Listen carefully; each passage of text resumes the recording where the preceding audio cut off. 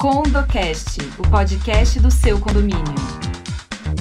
Olá, pessoal, sejam muito bem-vindos ao terceiro episódio do CondoCast, o podcast do seu condomínio. Eu sou a Carla e hoje eu tô aqui com a Ali, a Dani e a Olga e nós vamos falar sobre os 6 Cs do condomínio. Hoje tem polêmica, galera. Tem. Ali, começa falando pra gente sobre os cachorros. Vamos lá. Vou falar como advogada e cachorreira também, não tenho como... Eu ia falar, melhor ponto pra área é cachorro, né? Quando chega um cliente no escritório me falando que tem problema com o cachorro dele e o condomínio, eu falo, você encontrou a pessoa certa. Abraça a calma. Vem comigo. O C de condomínio, né? O C de Vem cachorro. comigo. Ser de companheira na situação. Então, vamos lá, gente. O que a gente vê muito hoje em dia? Convenções antigas e proibitivas ou limitativas em relação a animais. Então, no passado, o animal não era tanto um membro de família. Hoje em dia ele é, tá? Então, antes de tudo, a gente tem que entender que as convenções elas têm que se atualizar, mas também a gente tem que entender como lidar frente a uma convenção que não está atualizada e que proíbe ou limita o tamanho de um animal, o peso de um animal e todas essas situações. Eu vou tentar resumir bastante para também não ir tanto além, mas só para vocês entenderem. Hoje em dia, a gente tem o direito de propriedade e o direito de propriedade, a fruição dentro do teu imóvel, ele é absoluto desde que você não prejudique os demais, desde que você não utilize de forma ilegal, nociva aos teus vizinhos. Então, mesmo tendo uma norma proibitiva em relação a animais ou regulando ali tamanhos, pesos e todas as outras questões, você pode ter um animal na tua unidade condominial, você pode discutir isso judicialmente se a manutenção desse animal gerar alguma imposição de multa, porque o que os juízes hoje entendem? Eles entendem o seguinte, não é o tamanho de um animal que vai causar barulho. Uma vez eu vi uma decisão muito engraçada do Tribunal de Justiça de São Paulo que fala o seguinte, um Yorkshire faz mais barulho do que um labrador. O meu Pincher. Um pincher. Então, assim, não é uma questão de tamanho. Né? Faz mais barulho. Um papagaio ali cantando o dia inteiro. Então, não é o tamanho que vai definir a perturbação do sossego. Então, os condomínios, eles têm que deixar o condômino também exercer esse direito de propriedade deles. E desde que não cause prejuízo ao sossego e à segurança do condomínio, salubridade, o cachorro, o pet, o teu animalzinho ali, pode sim estar no seu condomínio e ninguém pode tirar ele dali. Então, não tem norma de o síndico notificando para você ter que dar o teu pet ou se mudar. Não existe isso. Você pode discutir isso judicialmente, caso venha alguma notificação nesse sentido, e você pode manter o teu pet de qualquer forma. Então, ao meu ver, óbvio que no direito, eu falo como advogada, tudo é uma questão de interpretação também, mas o que a gente vê nos tribunais, e eu concordo, é que não deve existir intolerância em relação aos animais. E tem muito disso, né, Ali? Assim, a gente recebe bastante dúvida de criação de regras, né? Que nem a questão do colo. Mas tem que ser no colo. Não, e uma pessoa mais velha, qualquer pessoa que não tem condições de levar um labrador no colo, não tem essa, né? Não faz sentido. Na guia, quando é cachorro, é uma questão, mas no colo... Tudo entra nessa questão de bom senso. Óbvio, você vai jogar o teu cachorro sem uma guia na área comum? Não vai, porque assim, você pode falar, mas ele é dócil com você.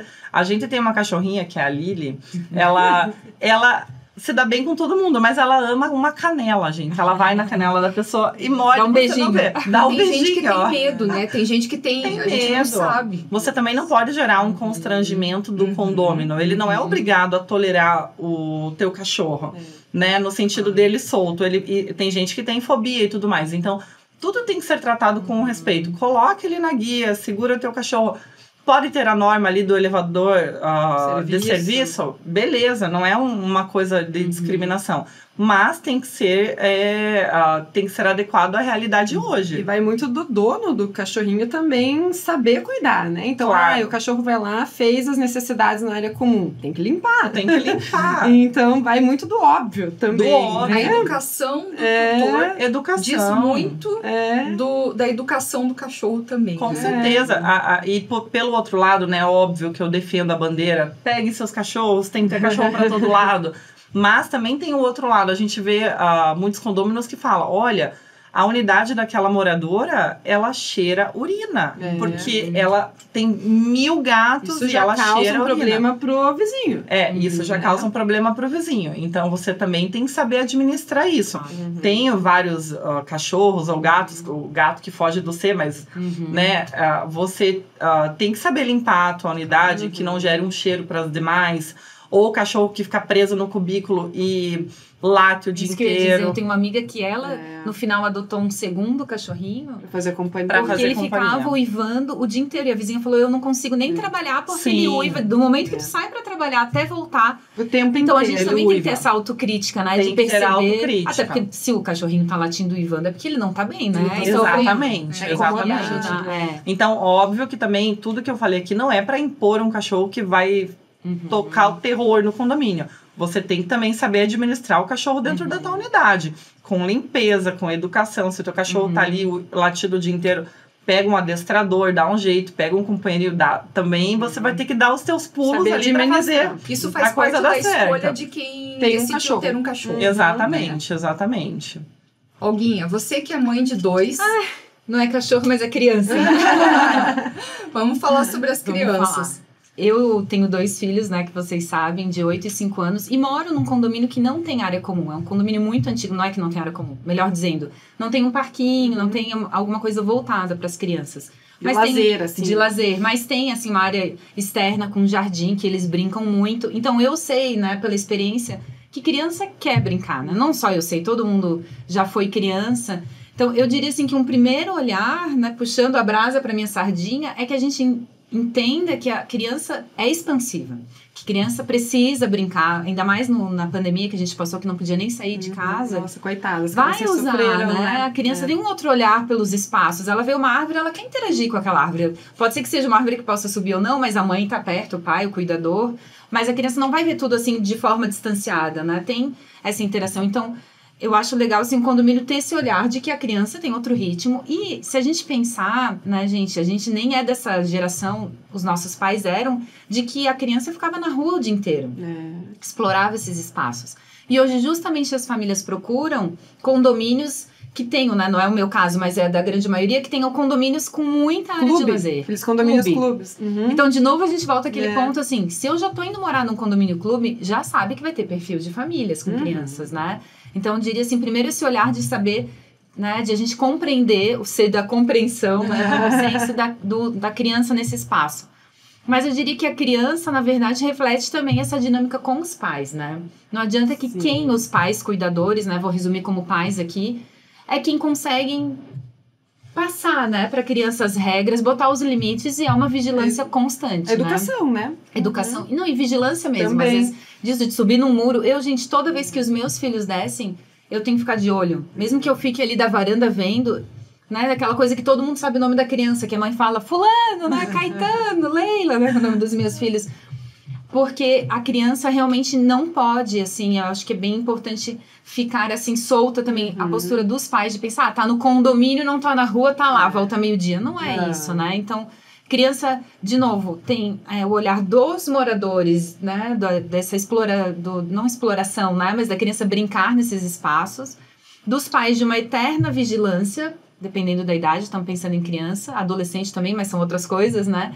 E principalmente, assim, botar limites. Na garagem não se brinca. Mas é legal, mas a minha bicicleta... Não se brinca. Porque a gente não pode nem arriscar, né? Claro. Não pode ficar brincando de abrir o portão. Sabe aqueles condomínios que tem um botãozinho? Abre o portão. Não, criança não pode apertar botão pra ninguém. Porque criança às vezes quer... eu sei apertar o botão, aparece alguém lá na frente e já aperta. Criança adora um botão, né? Adora. E quer ajudar. Eu vejo pelos meus... mas é que o moço tava ali na frente, eu já abri. Não abre, né? Então, acho que tem que ter por parte dos pais, e às vezes o síndico também ajudando nessas regras, de coisas que são estritamente proibidas, e não adianta daí a gente ter uma flexibilidade. Garagem é garagem, não brinca. Então, no jardim, tudo bem, né? Então, a gente pode, posso brincar de regar aqui o jardim, junto com um zelador, né? Com um cuidador, vamos. Mas também não pode ficar arrancando flor, porque acha bonitinho. Então, acho que, assim, o cuidado dos pais de ter regras bem, bem definidas em relação às crianças, E essa tolerância, assim, dos moradores de também entender que criança gera barulho também, não adianta, Principalmente a tolerância quando é recém-nascido, né? Porque tem gente que acaba se incomodando com o choro de madrugada. Só que, gente, quem é pai e mãe aqui sabe que os pais já ficam exaustos. Eles já estão sem dormir. E chega um momento que a criança está chorando e já não tem mais o que fazer. A mãe já deu mamar, já trocou, já fez tudo. E é cólica, já deu remédio. E aquilo não para. Então, entra muito dessa questão de tolerância, principalmente nesses casos incontroláveis. Sim. E também, né, de uma brincadeira, sempre, todo mundo gera barulho. A gente muitas vezes nem tem consciência do barulho que a gente está fazendo para um vizinho. Mas a criança, ao brincar também, acaba tendo um pouco mais. Só que todo mundo foi criança, então acho que é legal, assim, né, o condomínio trazer esse carinho, né, pelas crianças, esse olhar. E os pais, assim, tem algum problema? Não fala pra criança, fala pros pais dela, né? Claro. Não é a criança que tem que sofrer a repressão, é pro pai que tem que recolocar, acho que esses limites, né? Sim. Pra fluir. Sim, com certeza. Dani, vamos pro calote? O meu seu calote, né? É o meu dia a dia o calote aqui no escritório, lá no escritório, né, Ali? Bom, o calote até, inclusive, a gente já fez um episódio que falamos sobre inadimplência, fomos bem a fundo ali no tema, então eu vou falar de maneira bem sucinta aqui. Calote é um condomínio que tem inadimplência, né? São os condomínios que não pagam ali suas obrigações no dia e geram essa inadimplência para o condomínio. Então, assim, o que eu acho relevante trazer aqui são as consequências desse calote, né? Que geram os encargos, ali a multa, os juros, a correção monetária para aquela taxa condominial. E esse condomínio vai pagar essa taxa um pouquinho mais cara por conta dos encargos, né? Além também de prejudicar o próprio condomínio, que já tem toda uma previsão orçamentária para as contas. Então, o calote é aquele condomínio que não cumpre com as suas obrigações de forma regular, né? É um grande problema no condomínio. O calote realmente está presente aí na grande maioria e não tem como escapar disso, né? Vamos então para o cano. Vou falar do cano. Infiltração e vazamento, né? O maior desafio é sempre descobrir qual é a origem. Foi na rede horizontal, foi na rede vertical, porque uma é responsabilidade do condomínio, a outra é responsabilidade entre vizinhos, digamos assim. E aí que entra o papel do síndico, né? Porque quando é entre vizinhos, o síndico não tem a obrigação de ir lá resolver. Mas muitas vezes ele acaba tendo o papel de mediador, daquele que vai ajudar a resolver a questão, a ponderar, porque muitas vezes vai envolver, sei lá, um laudo para descobrir a origem, perícia, sei lá o que dos termos jurídicos aí, o que tanto envolve, mas muitas vezes vai ter que quebrar a parede até chegar no vazamento. É uma perícia mesmo. Eu mesma já passei por situações em que ocorreu vazamento e eu tinha certeza absoluta, porque eu estava fazendo obra na unidade e aí vazou para a unidade de baixo. E aí danificou o gesso e tal, só que a pessoa já se aproveitou e quis que eu pagasse todo o cômodo ali, né? O gesso de todo o cômodo. Redecorar, né? Fazer uma redecoração, né? E até a diarista foi paga. Então, quer dizer, é um abuso também, né? Porque, claro, a gente tendo bom senso, eu tinha certeza absoluta que eu tinha causado dano e aí eu não pago pela questão de fui culpada ou não, né? É a responsabilidade objetiva, é isso, meninas, que se chama? Que a gente paga não por ser o culpado. Sim, mas pela própria relação ali. Pela relação, por ser, né? Presumida ali. Digamos assim, eu represento a unidade que causou. Você não teve culpa naquilo, não é questionamento isso. Porque muitas vezes, né? Eu poderia jogar no fato de que era uma unidade antiga, então esses vícios ocorrem muitas vezes na construção do imóvel ou em função de ser um imóvel antigo, que nem esse imóvel eu estimo que tem acho que mais uns 40 anos ali, né, Olga, no prédio. Com certeza. Deve ter mais de uns 40 anos, então nunca foi feita manutenção, nunca foi feito nada.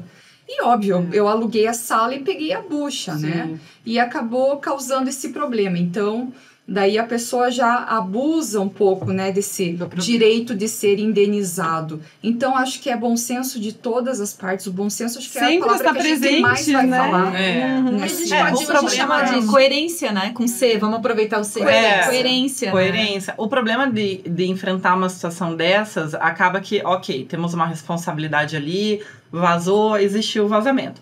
O problema maior é que quando você encontra alguém, eu não sei direito a tua situação, mas se você encontra alguém com má fé que aproveita a situação para se aproveitar, e é bem isso que a Olga falou, e essa reforma virou uma decoração. Então, é complicado porque a gente também tá falando de relação humana e existem pessoas que se aproveitam das situações. Então, tudo fica mais complicado, né?